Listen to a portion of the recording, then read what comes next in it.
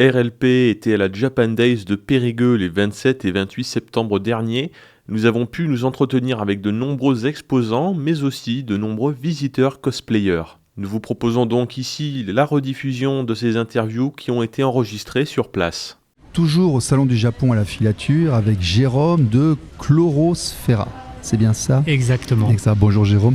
Bonjour. Alors, vous présentez des compositions florales, des plantes. Alors, on comprend tout de suite que c'est asiatique, mais de quoi s'agit-il exactement ? Donc en fait, les kokedama sont vraiment une technique japonaise où on vient remplacer le pot actuellement pour avoir, lorsqu'on a des pots en plantes vertes, donc on va remplacer donc le pot par de la mousse. En fait, on a de la terre, D'accord. on vient enrouler les racines de la plante, on mélange cette terre avec de la fibre de coco pour drainer l'eau. Car D'accord. la plante, en fait, elle a besoin d'avoir de l'eau, mais pas trop. Et ensuite, on vient recouvrir de mousse. Et cette mousse, on va l'accrocher avec du fil de coton pour bien faire que ça devienne une boule de mousse et une boule autour de la plante. Comme si nous avions un pot, en fait, hors sol. C'est un pot végétal, exactement. Et l'avantage de cette technique, c'est que pour arroser la plante, on vient la bassiner donc on prend une bassine d'eau, on vient la tremper pendant 5 à 10 minutes une fois par semaine ou 2 fois par semaine, ça dépend la plante, le besoin de la plante, et on va l'égoutter pendant une demi-heure, ce qui va permettre d'évacuer le trop peu d'eau, et derrière, la mousse va permettre de garder l'humidité au sein de la plante pendant le temps entre les deux trempes. D'accord. Alors ça sert à quoi de faire ça ? Parce que la première idée qui m'est venue en tête, c'est qu'on peut ensuite la mettre en terre. Exactement. En fait, cette technique, ça permet vraiment de s'affranchir du pot.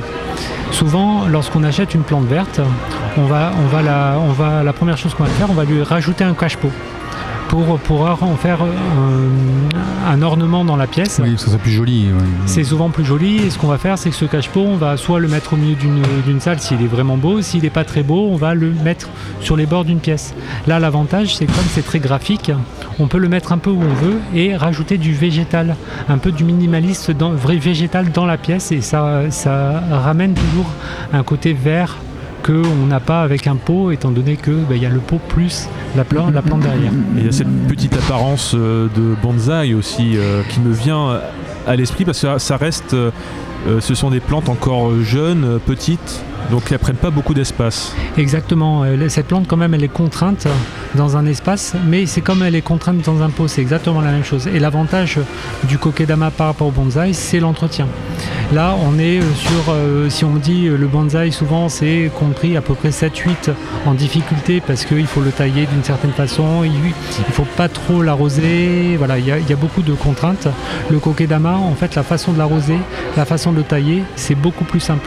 Il y a des plantes qui sont beaucoup plus compliquées, qui ont besoin de plus d'eau, plus d'entretien, mais la plupart des kokedama, c'est plutôt, on va dire, des trucs très simples, on va dire à 2 pour l'entretien, un ficus par exemple, et d'autres plantes qui vont être un peu plus compliquées, on va monter à 4 et c'est beaucoup plus simple parce qu'on sait quand les arroser.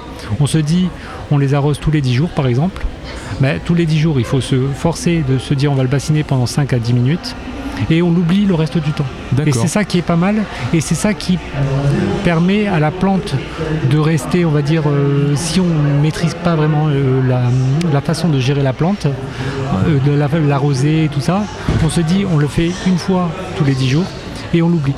C'est-à-dire que la plante, elle aura l'eau dont elle aura besoin, et pas plus. Et la plante peut survivre comme ça La plante, c'est comme si elle était dans un pot, donc elle n'est pas plus stressée que si elle n'était pas dans un pot.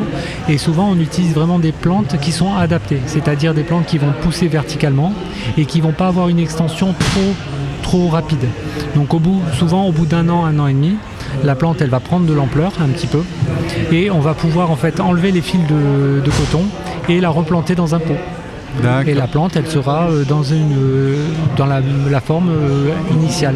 Et ça, c'est une technique typiquement japonaise ou Oui, c'est une technique typiquement japonaise qui est un peu D'accord. issue du bonsaï. En fait, Oui. c'est vraiment c'est un peu le même principe. On contraint une plante dans un espace réduit quand même. Et vous faites uniquement du kakedama, Du kokedama. kokedama. Vous faites uniquement ça ou il y a autre chose Alors nous, on fait aussi des fleurs séchées. Donc on fait des couronnes de fleurs séchées, on fait des cloches en fleurs séchées.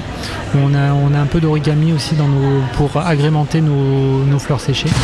Et on va ouvrir une boutique donc sur le bassin d'Arcachon, et on va faire en fait tout ce qui est plantes vertes, tout ce qui est plantes un peu spéciales, des boutures, et avec aussi des kokedama, des orchidées et un peu tous ces aspects, cet aspect un peu plante verte. Et au niveau formation, qu'est-ce qui vous a amené à ça? Alors c'est surtout ma compagne qui fait ça. Donc elle est très très manuelle. Elle fait, c'est un rêve de petite fille d'être fleuriste. Et donc elle s'y est mis un peu sur le tard. Et là elle s'y est mis il y a 6 mois environ sur cette activité. Avant elle fait aussi des bijoux, elle fait du dessin, elle fait beaucoup de choses. Donc tout dans l'artisanat. Et c'est ça qu'on met en avant sur le kokedama, sur la fleur séchée. Il y a plein d'autres domaines où elle sait faire des choses et elle les fait parce que c'est sa fibre de... Et vous travaillez avec elle? Je l'aide dans ses activités. D'accord. Mais moi, c'est pas moi qui fais vraiment les choses, c'est vraiment elle qui fait toutes les activités. Et moi, je suis en support pour l'aider dans le support autour. Est-ce que vous pouvez nous donner quelques exemples de plantes ou même peut-être d'arbres? Est-ce qu'il y a des arbres qui bénéficient de cette technique? Alors, Des en arbustes arbre, peut-être? un peu, en fait, nous, ce qu'on aime bien faire en kokedama, c'est utiliser des plantes qui ont un peu des formes d'arbres. Donc, le plus connu, souvent, c'est le ficus ginseng. Et on voit vraiment, il a des formes un peu en tronc, un peu boursouflé, un peu dans tous les sens. Et ça, c'est quelque chose de très graphique. Donc ça se marie très bien avec le kokedama. Et c'est souvent celui qu'on trouve le plus. Et en plus, c'est très très facile d'entretien. On peut l'arroser une fois par semaine, une fois toutes les 2 semaines. Ça supporte parce qu'en fait, il va garder très bien l'eau et il va survivre facilement. Après, il y a les pachira qui sont aussi pas mal. Très, très graphiques aussi, ce sont des arbres des sortes d'arbustes qui sont en tronc tressé. Après, il y a d'autres formes aussi. Mais après, on peut faire ça avec, là, actuellement, on fait aussi avec des anthuriums, un peu des fleurs aussi. On fait avec des arécas. Il y a beaucoup de plantes qui se marient quand même très bien avec la technique du kokedama. Il faut juste des plantes qui ne demandent pas trop d'eau et des plantes qui ne grandissent pas énormément, excessivement. Après, une plante, quand elle se sent bien quelque part, souvent elle a une tendance quand même à s'étendre. Bon, après, ça dépend un peu de la plante, ça dépend de l'endroit. Il faut juste pas une lumière directe, c'est tout. D'accord. Ok. On vous trouve comment sur Internet? Alors actuellement, on a un Instagram tant qu'on n'a pas ouvert la boutique, on l'alimente pas pour vraiment mettre en avant, mais on a un Instagram Pour que les gens puissent voir vos compositions, vos créations, ce que vous faites, votre travail en fait. Ouais, mais actuellement en fait on n'est pas trop sur Internet, mais par contre on a un Instagram on a un Instagram qu'on mettra. D'accord. Je ne l'ai pas actuellement là sur moi. Oui, je suppose que c'est le nom de votre stand, c'est Exactement, c'est Chlorosphera. Chlorosphera. Voilà, très Exactement. bien. Bon. Eh bien, merci beaucoup, Jérôme. Merci à vous. Merci, à bientôt. Au revoir. À bientôt. Au revoir. RLP. Radio libre en Périgord.